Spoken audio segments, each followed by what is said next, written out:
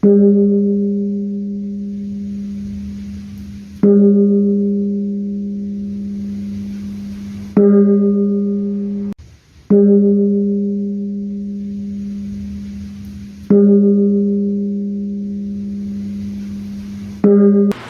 terima kasih sahabat YouTuber, khususnya keluarga besar Puri Agung Jatikusumo dari Sabang sampai Merauke, bahkan sahabat kami yang di Johor, yang di Jepang, yang di Kalimantan, Palangkaraya, dan lain sebagainya, termasuk di Aceh. Setiap pagi yang komunikasi. Halo Mas. Hari ini kita akan berbincang-bincang masalah yang akhir-akhir ini dibutuhkan negeri kita. Negeri kita butuh suatu pedoman atau suatu pandangan tentang negeri ini supaya mempunyai satu khayalan gambaran. Oleh karena itu akhir-akhir ini di Singosari kita proklamirkan sistem atau gambaran yang namanya Republik Pancasila.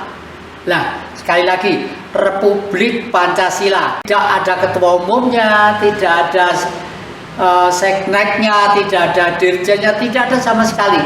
Yang memimpin adalah diri kita masing-masing. Karena itulah yang dituntut negara Pancasila saat ini. Nah, nun sewu, saya sekarang akan bertanya dengan sahabat saya, Pak Wid. Bagaimana Pak Wid, kalau kita kok akhir-akhir ini bicara tentang Pancasila, menurut pandangan penjenengan yang sudah berpuluh-puluh tahun di negara barat itu, bagaimana dengan Pancasila ini? Betul sekali. Jadi Pancasila itu bukan hanya ditulis dan dibaca saja, tapi dihaluskan, dilebur menjadi personalitis, ya, menjadi karakter pribadi Pancasila. Dilebur menjadi sebuah kepribadian. Kepribadian Pancasila adalah sebagai way of life, pandangan hidup kita bernegara, bermasyarakat, dan untuk menuju cita-cita itu bukan hanya dikatakan saja, tetapi kita menjadi software kita, perilaku kita, kebiasaan kita. Kalau bisa itu di dalam mencapai cita-citanya, kita ini bukan sebuah retorika, bukan hanya sebuah tulisan atau simbol-simbol, tetapi merupakan person kita yang sudah lengket dengan jiwa kita. Ya, terima kasih. Waduh, ada istilah yang sudah lengket terhadap jiwa kita. Terima kasih.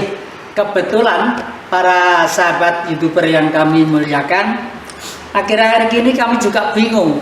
Nanti kalau ada satu kumpulan atau satu gerakan, lalu ada namanya, ada di situ ada khayalan, lalu gambarnya apa? Untuk sementara ini saya gambar supaya setiap orang di seluruh dunia merasa bahwa dirinya adalah seperti ini. Dikatakan manusia karena masih hidup, ya, masih bernapas, masih ngomong, masih bergerak, masih punya ide kesana kemari dan sebagainya. Nah, di sini yang luar ini adalah saya gambar hijau lancip-lancip, artinya apa itu? Getaran yang disebut angan-angan. Ya, saya ulangi. Hijau lancip-lancip ini adalah getaran atau angan-angan. Yang kedua, merah. Merah itu adalah darah manusia, ya, darah. Bukan kok lalu orang negro darahnya hitam, darah orang Eropa darahnya biru, enggak, sama. Darah itu umumnya semua merah. Adapun sedikit selisih kecil-kecil itu logis, ya, pengaruh geografi dan budaya masing-masing. Lalu udara, orang seluruh dunia baru dikatakan hidup kalau masih bisa menghirup udara. Nah, lalu hitam adalah tanah atau bumi. Jadi kita ini manusia memang hidup di atas bumi. Oleh karena itu manusia itu terdiri dari himpunan api, himpunan udara, himpunan tanah, dan himpunan air. Air yang menjadi tulang, tanah menjadi daging, udara kita hirup, dan api menjadi darah. Inilah manusia.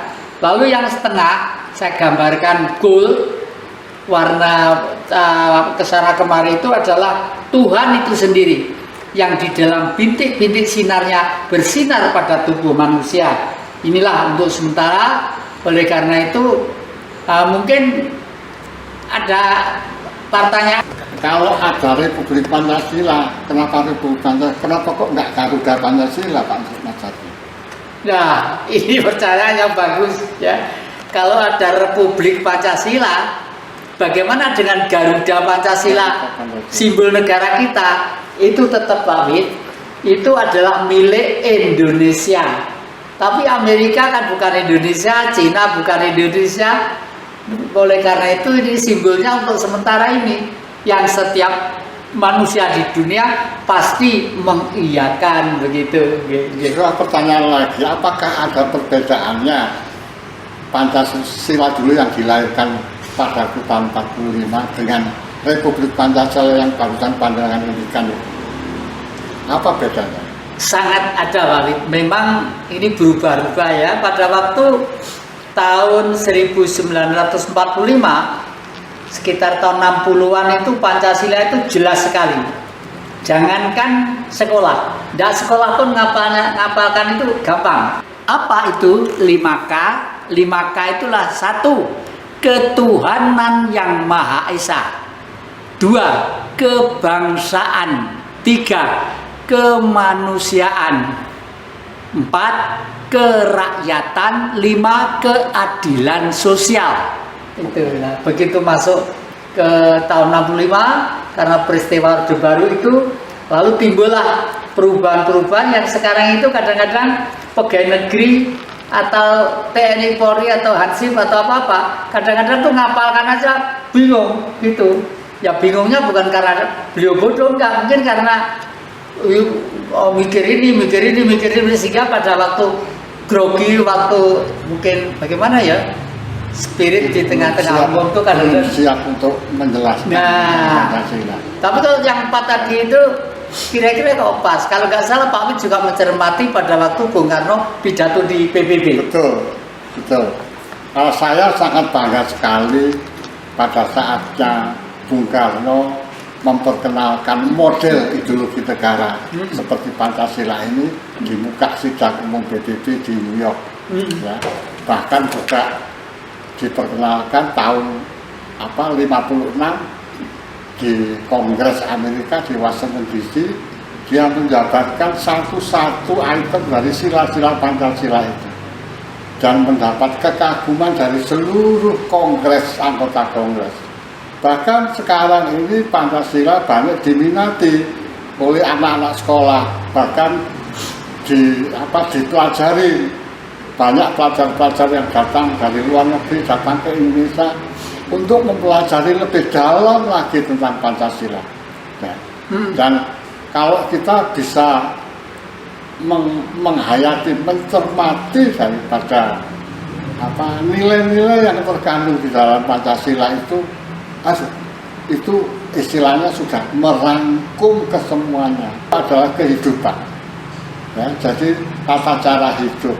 Bagaimana kita hidup, bagaimana kita bermasyarakat, bagaimana kita bernegara, bagaimana kita untuk mencapai tujuan kita bernegara, semacam itu. Memang Pancasila itu yang terlahir tahun 45 sedikit beda dengan apa yang diketahui oleh bangsa-bangsa lain. Ya. Karena Pancasila itu kalau pandangan saya pribadi, yang paling pas dan cocok itu digunakan oleh negara kita Indonesia. Kenapa kok begitu? Karena negara kita itu secara letak sejarah dan geografisnya beda, mempunyai sejarah background yang beda dari negara-negara lain. Kalau di Indonesia itu negara kepulauan, 13.000 pulau-pulau yang memisahkan antar kita, itu diperlukan nilai-nilai yang bertumbuh kepada nilai-nilai leluhur. Jadi Pancasila itu nilainya berangkat dari Kerajaan Majapahit, dari Kerajaan Singosari, dari kerajaan-kerajaan yang ada di Indonesia. Dan nilai-nilai Pancasila itu adalah kesepakatan bersama bangsa. Jadi bukan dari orang per orang individu, tapi kesepakatan bersama. Ya, untuk itu mungkin ya, karena di Indonesia itu letak geografisnya bukan landasan kontinen kayak Amerika atau RRC atau mungkin Rusia, yang mungkin kemajemukannya sedikit berbeda kayak di Indonesia. Kalau boleh saya katakan, Pancasila itu sangat cocok sekali diterapkan sebagai landasan ideologi negara di Indonesia. Mungkin di tempat lain juga sama, ya, tetapi nggak seintens. Secara sejarah dan letak geografis Indonesia itu, tata kelola pemerintahan dan negaranya itu lebih sulit daripada negara-negara lain yang di dalam satu wilayah kontinen. Saya juga berharap Pancasila itu nantinya itu bukan hanya dibaca dan ditulis saja, tapi menjadi personality, menjadi pribadi. Ini loh bedanya orang yang percaya tapi belum paham dengan orang yang percaya ditambah paham, karena pengalamannya pergaulan di orang kulit putih, orang kulit hitam segala macam sudah cukup lama. Tadi itu ada kalimat yang patut kita garis bawahi, yaitu Pancasila sangat cocok sekali untuk Indonesia. Jadi sudah final, Pancasila itu sudah final.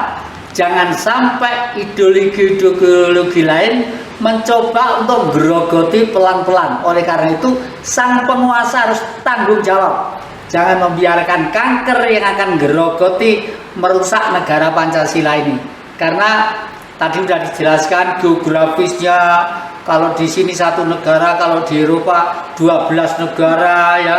Dari antar kecamatan naik perahu dan sebagainya, beribu-ribu pulau, suku adat dan bangsa. Tapi entoh rukun dan guyup karena Pancasila itu. Waduh, hebat. Saya tambah lagi. Yeah.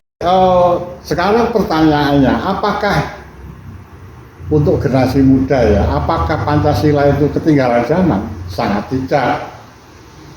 Ya, kita yang tahu kita sekarang adalah Pancasila adalah nilai-nilai fondasi bangunan-bangunan dasar untuk kita bermasyarakat dan bernegara. Untuk bernegara pun kita bukan hanya negara kita aja, kita mempunyai tetangga-tetangga di masyarakat internasional. Kita juga bertetangga secara internasional. Jadi tidak sama sekali kita ketinggalan zaman. Apakah Pancasila itu bisa menyatukan rakyat, bahkan bangsa-bangsa dunia? Sangat mungkin sekali. Pidato Presiden Soekarno pada tahun 60, dia menyarankan ada model baru, yaitu model demokrasi Pancasila. Ya, perlu diketahui di dunia itu hanya Indonesia yang memakai paham model Pancasila. Dari 193 dunia memakai model-model ideologi mainstream seperti kapitalis, seperti sosialis, seperti dan lain-lain. Nah, dari situ memperkenalkan model seperti ini mendapat sangat perhatian sekali oleh negara-negara yang sekarang mungkin dalam kondisi dieksploitasi, atau karena banyak kekuasaan yang kuat itu masih menyengkeram dan memanipulatif negara-negara yang miskin. Terima kasih Pak Wid, hebat sekali. Dan itu yang diceritakan saudara saya Mas John Widodo itu bukan retorika dan khayalan, realita. Kok kebetulan akhir-akhir ini saya kira-kira 4 hari yang lalu ikut upacara para pini sepuh mengadakan upacara di Pendopo Kawedanan Singosari. Di sana ternyata tersimpan dan sekarang ditaruh di depan pendopo linggayoni yang gede banget. Kira-kira lebarnya itu satu depannya manusia dewasa, tingginya itu 2 meter. Linggayoni simbol ibu dan bapak ada di Singosari. Kalau begitu cerita kakek tentang misteri Gunung Arjuna, dan Gunung Arjuna itu loh embrio peradaban manusia disebar seluruh dunia benar adanya. Ditambah lagi kerajaan yang pertama Dwaropala II ada di sana. Oleh karena itu saya himbau saudara-saudara saya yang ada di luar negeri, jangan tergesa-gesa ganti alam sana sebelum menjenguk bumi Singosari. Kita ceritakan ya. Jadi di sana ada Linggayoni, tinggalan leluhur kita yang menurut batunya kalau nggak salah ini nanti Purbakala yang bisa menentukan. Saya akan pernah cerita 1500 tahun sebelum Masehi leluhur kita hidupnya sudah bertuhan. Tuhan itu siapa? Ibu bapak kita, itulah. Dan sekarang ini anak-anak muda kelihatannya dengan teknologi yang modern ini sudah mengejar terus, ingin mengetahui. Tapi awas, jangan sampai yang 90% itu belajar di depan viral teknologi modern, tapi yang 10% lupa sebagai manusia. Bagaimanapun sampai abad kapanpun manusia tetap manusia yang mempunyai rasa, cita, karsa yang macam-macam dan bercorak ragam. Nah, saya pikir saat ini dulu, dan para sahabat Puri Agung Jatikusumo, Anda nanti akan kita ceritakan tentang kebesaran Mojopahit minggu yang akan datang. Kenapa kok Mojopahit itu bisa berkuasa sekitar 341 tahun? Ini nanti ada alasannya dan ini ada buktinya masih berserakan di mana-mana. Dan saat ini untuk menggayung perasaan manusia di dunia, sementara kakek membuat yang namanya Republik Pancasila. Terima kasih. Sampai lain kesempatan. Rahayu. Rahayu.